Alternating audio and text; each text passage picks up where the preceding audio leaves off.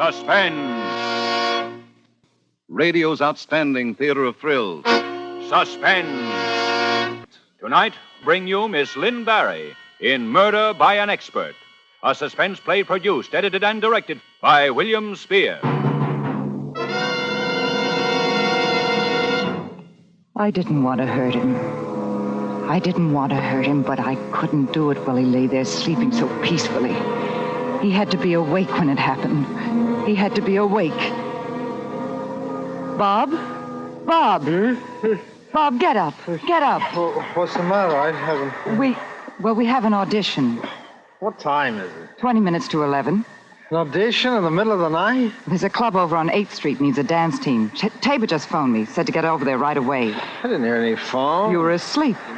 Usually wakes me.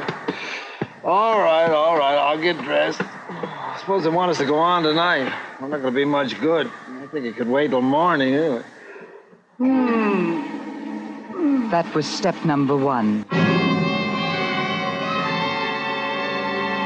While he was dressing, I stepped out to the payphone in the hall. I could hear him in the bathroom. I looked at the watch. I didn't have to rush. I had time, enough time.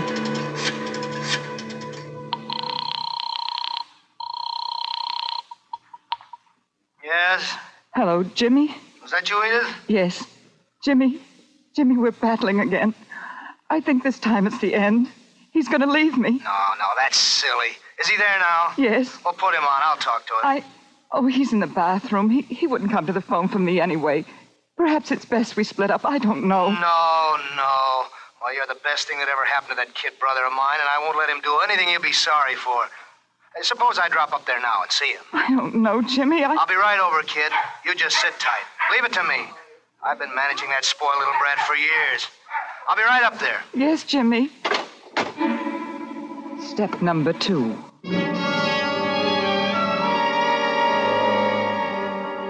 The big brother was going to step over and straighten everything out. I looked at the watch again. It was 11:15. He'd get there at 11. Just the time. Just the right time. All right, are we going or aren't we? Oh, you got ready quickly. Who was that on the phone? Wrong number. Yeah? Did you tell the wrong number? You couldn't go out with them tonight? I said it was a wrong number. I heard you. You don't believe me? You're going to get ready to go out or aren't you? I didn't like to have it that way, but that was how it had to be. Violent, angry, like there'd been an argument. That was how it was going to have to look. He turned his back to me and started lifting our costumes into a little suitcase. I slid the knife into my hand. Cold. Even the wood handle was cold. What would the steel feel like to Bob? I came very close to him. He started to turn. Where's your other And I jumped forward quickly and lost the knife somewhere in his throat.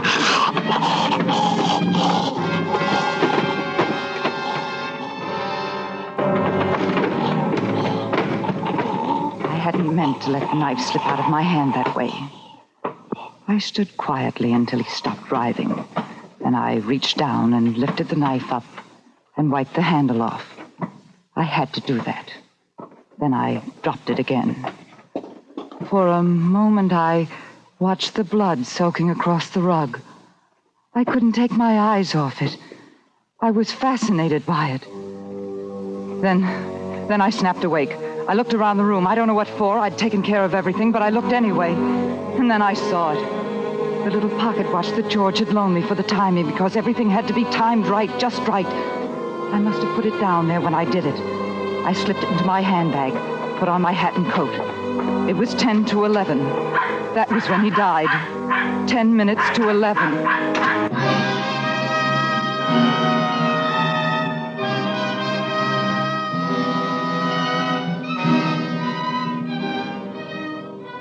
For Suspense, are bringing you Lynn Bari in Murder by an Expert. Presentation tonight in radio's outstanding theater of thrills, Suspense.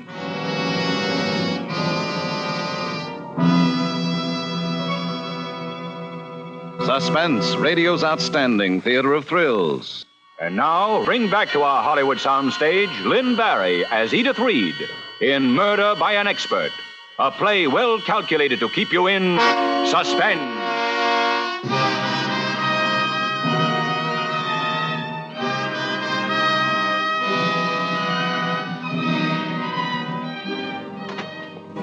It was 10 minutes to 11 when I slipped out of the apartment. The timing had to be right, just right. That was when I'd killed him. 10 minutes to 11. I had to get away quickly now. It had to be the back stairs. I went down them as quickly as I could, my heart beating wildly. If anyone saw me, it was the end. I'd die in the chair for what I'd... Pinky, how shall we go down, Pinky? Stairs or the elevator? Oh, Pinky wants to go down the stairs. No. Yes, Pinky? Oh, the elevator. Very well, Pinky, the elevator it will be. Pinky should have said so the first time. Come along, Pinky. I was trembling violently when I hit the street. Nobody had seen me. Nobody had seen me. I lost myself in the Broadway crowds. But all of a sudden, I didn't want lights. I wanted quiet and shadows. I cut across the park. I passed the apartment house once. There was no one around. I came back and dove down the stairway marked service entrance. I walked through the cellar. Edith, here, over here. Oh, George. Did anyone see you come in? No one. I'm sure no one did. Oh, George. Come on, up the stairs here. I thought we might use a service elevator, but it's too risky. It's only one flight up. Steady now.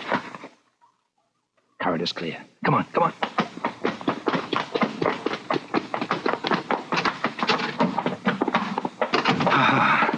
There.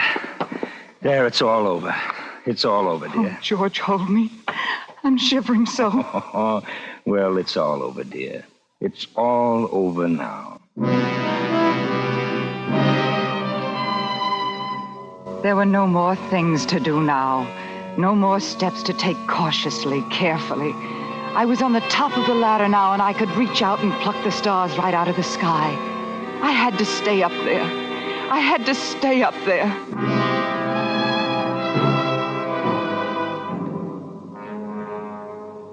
I wasn't nervous at all. Wow. You'd have thought I'd been doing that sort of thing all my life. Oh, you're wonderful, Edith. All I remember is the blood on the carpet. It'll have to be cleaned, you know. Mm-hmm. We will be happy now, won't we, George? Oh, that will be the police. Oh, I'd forgotten. I was thinking it was all over. It's just this little more. Do you feel up to it? Oh, I'm all right, dear. I'll be fine. You'll see. I won't throw it all away now. Open the door. Ms. Reed? Yes? We're from the police department, Ms. Reed. The police department? What? Well, Ms. Reed, your husband's had an accident. Bob? Tell me. Tell me. He's been stabbed, ma'am. He's dead. Bob? What? We'd like to have you come down to headquarters to identify him and... Bob? Oh, no. Oh, no.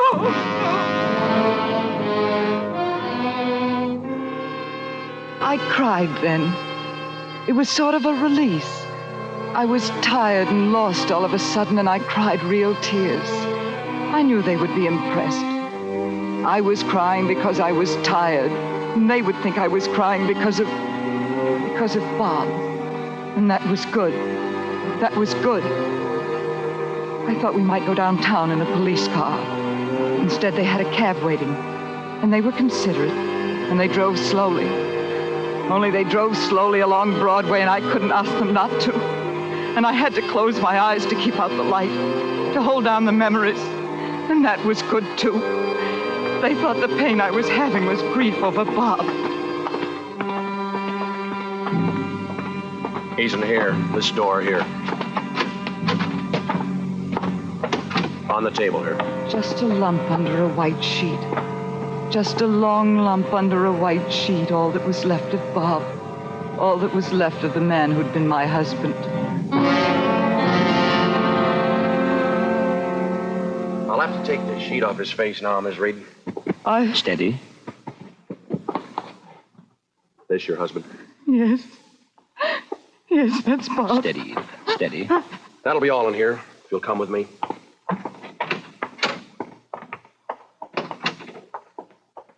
You'll come in here. What? It'll only be for a moment, I'm sure. This is Lieutenant Milgram in charge of the case. This is Ms. Reed. Oh, Miss Reed. Now, won't you sit over here? Thank you. I know you must be under a terrific strain, and I won't keep you any longer than I have to, Mrs. Reed. I'll make things as easy for you as I can. And this is George Lee. How do you do, Mr. Lee? How do you do? We've all been terribly shocked by this. Yes. Who would want to kill Bob? He had no enemies. Was it robbery or... No, I'm afraid it was no robbery. But then what? You went out tonight. Yes. Early? Yes, at about 7. I don't know the exact time. Close to 7. The doorman would know. As we asked him, he said 7. When did you return to your apartment? I hadn't been home all night. Where were you? Well, she was at my place. You must know that. Your men picked us up there. Uh-huh. Yes. Yes, she was with me. Oh, on business, I assure you. Mr. and Mrs. Reed were two of my dearest friends. I'm a dance director. I was working with them on a routine. He had wanted me to say I'd been in another man's apartment. He had wanted me to come right out and say it. Cops thought it was unnatural to be too good. They became suspicious if you were too good. There was a leaky water faucet that kept dripping somewhere in the room. And you stayed in the apartment till now? Yes, of course. I see. What time did you get to Mr. Lee's apartment? About 7:15, I guess. Doorman up there? Yes. Suppose he saw you go in? Yes. Oh, look, Inspector. Lieutenant. I'm sorry, Lieutenant. You're not thinking that Edith here could have had anything to do with this horrible thing? I didn't say so, did I? Well, I can assure you that Mrs. Reed did not stir from my apartment all evening. Uh-huh. Well, before you left your own place, Mrs. Reed, you asked a neighbor to go into your apartment at 11 o'clock and wake your husband up, didn't you? Yes. Bob was supposed to come with me to Mr. Lee's, but he had a headache and said he would lie down for a while. Try to sleep it off and join us later. I asked Mrs. Ryan to drop in on him at 11 and wake him. Uh-huh. I knew he would sleep it out if I left him alone, and I did want to get this routine finished. I see. Mrs. Ryan didn't stab him. No, Miss Ryan didn't stab him. She went in at 11, as you told her, and she found Mr. Reed lying on the rug and someone standing over him with a knife in his hand. Who? What? Who? Joe, ask one of the boys to ring in, Yes, sir.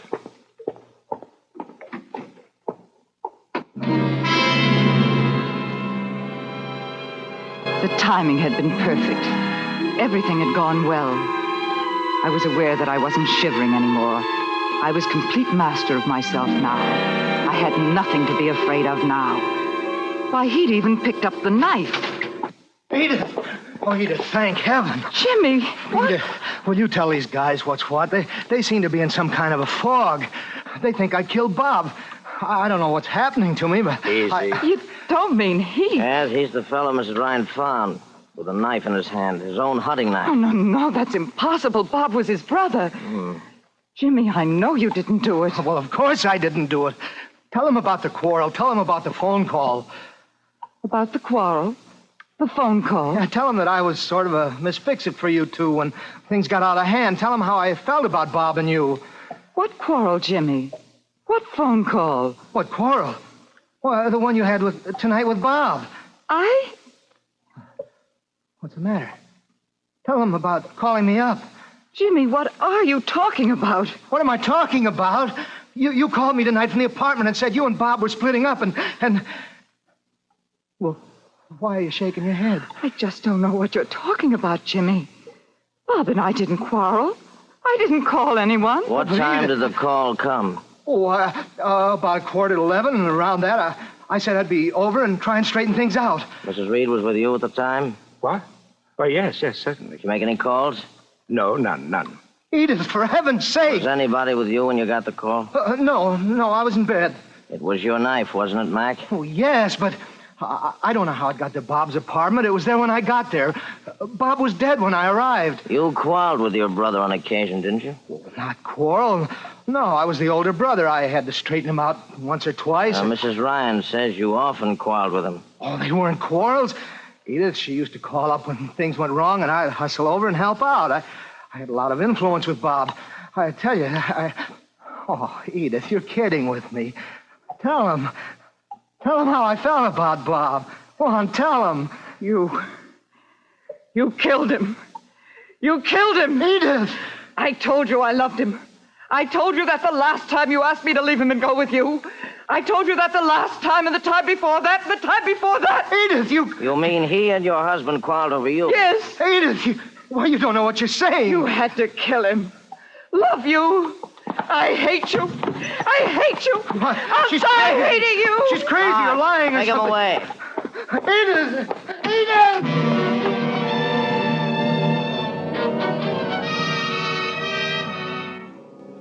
I did it well. I did it superbly. I was sorry for Jimmy, but he didn't count, really. It was him or me. I was after happiness, and nobody was going to stand in my way. Nobody. Nobody. They drove me home in a police car. George went home alone. I suddenly remembered I hadn't a chance to give him back his watch. It was a foolish little thought to have now. The night air will make you feel better. Cool, you know. Yes. Your husband was a fairly wealthy man, wasn't he? I don't know. Yes, I suppose he was. Didn't use much of it, did he? Why? Well, he wanted to be a great dancer. Show business was in his blood. Oh? He said he was going to become as great as Astaire or Bolger or Kelly. Oh. And he was going to do it the way they did it, the hard way. He wasn't going to buy success. He insisted we live on our club earnings and ignore the other... I see. Well, you'll be quite a wealthy woman now. I don't want to think about it. Here we are, Chief. Well, good night, Mrs. Reed. Oh, it's almost 2 o'clock. Good morning, Mrs. Reed. Good morning. Want me to see you in? No, I'll be all right. Thank you for everything.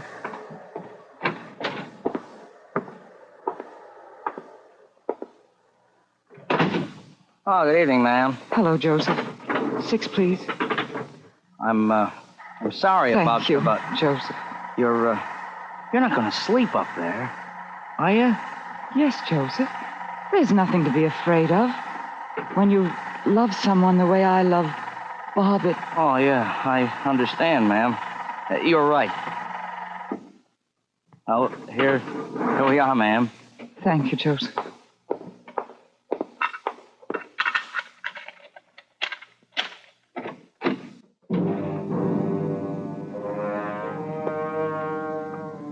I stood in the doorway for a moment before I snapped on the light. I thought I could smell the death in the air.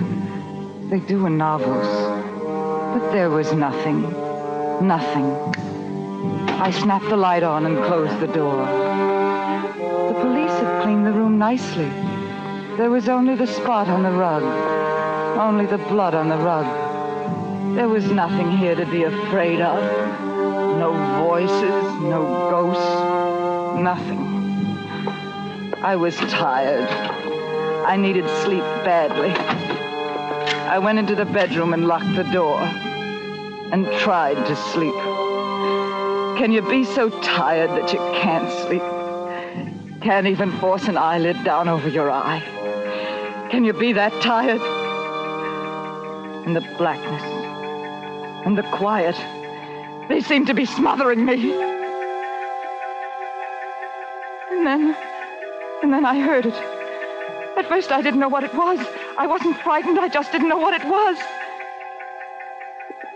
George's watch, of course, the little pocket watch he'd loaned me in my handbag on the bedside table. How silly. They sound so loud in an empty room at night. I snapped on the light. It wasn't that I was afraid. There was nothing to be afraid of, not really. But suddenly I was just a lonely little girl. I didn't want quiet now. I wanted to hear voices, happy sounds, happy noises. I wanted George. I needed to be with him. I needed terribly to be with him now.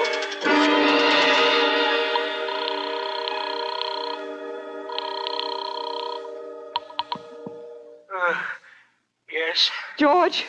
Oh, Edith, what's the matter? I forgot to give you back your watch. Oh, Edith, don't be silly at a time like I this. know it. It isn't really that. Well, what is it? I've got to see you. I'm coming over. No, wait. At this hour, it's silly, Edith. It's dangerous. I can't help it, darling. I've got to see you. Oh, wait a minute. Not here. There's a little place on 7th Avenue, an all-night lunch place near 40th. Dillard's, I think it is. Right away. All right.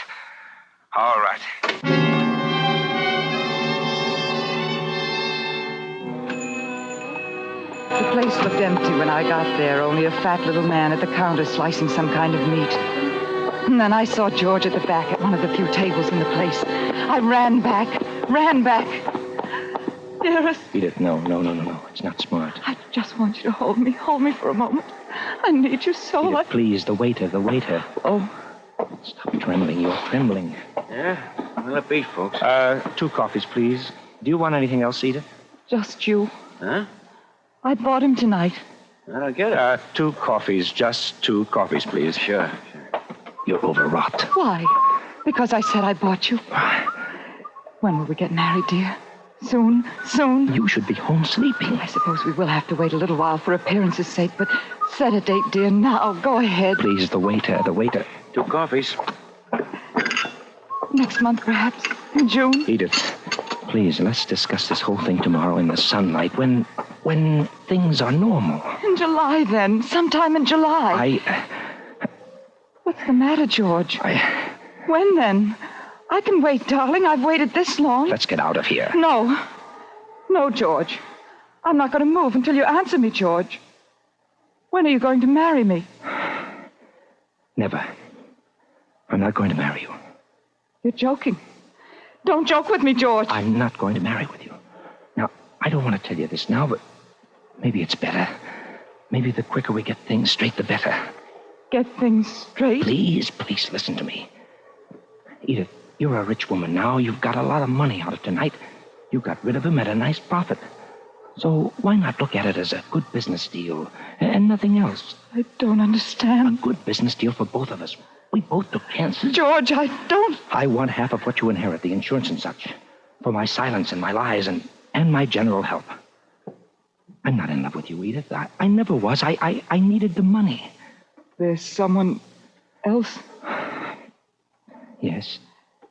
There always was, even while... Yes. And you want to blackmail half of my money to finance you and someone else. A business deal. The whole thing was just a business deal. Please.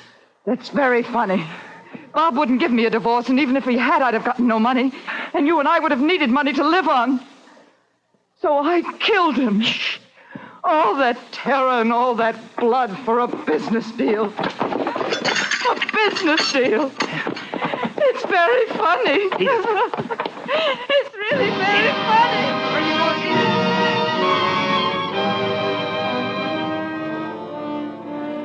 I got out of there somehow and back to the apartment. Oh, I knew what I was going to do. I knew exactly what I was going to do. I took the little watch out of my handbag, the little pocket watch that George had loaned me so that everything would go right, just right. The little watch with his initials on it and the inscription from his father. I held it in my hand a moment, listening. Then I set the hands back to 10 minutes of 11. The exact time. The time he died. The time I killed him. Then I put the little watch down on the floor and ground it under my foot. I picked it up and listened. It was stopped. Broken and stopped. Stopped at 10 minutes to 11.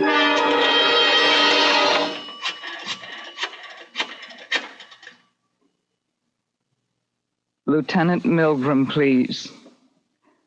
Lieutenant, this is Edith Reed. I lied to you, Lieutenant. George did it. We planned it together. Why am I telling you? Guilty conscience, I suppose. Oh, you can prove it all right. I found his watch under a corner of the carpet. It was broken during the struggle. Yes, it had stopped. At 10 minutes to 11. Yes, that was the time. 10 minutes to 11.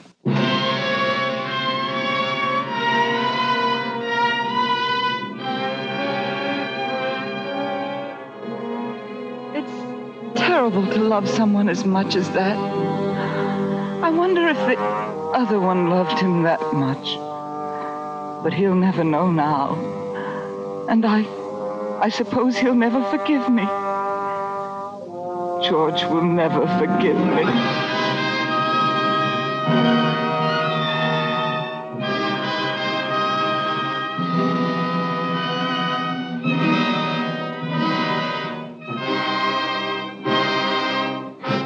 Suspense. Murder by an Expert, starring Lynn, Bari. Tonight's suspense play was by John Shaw. Next Thursday, same time, Suspense. Produced and directed by William Spear.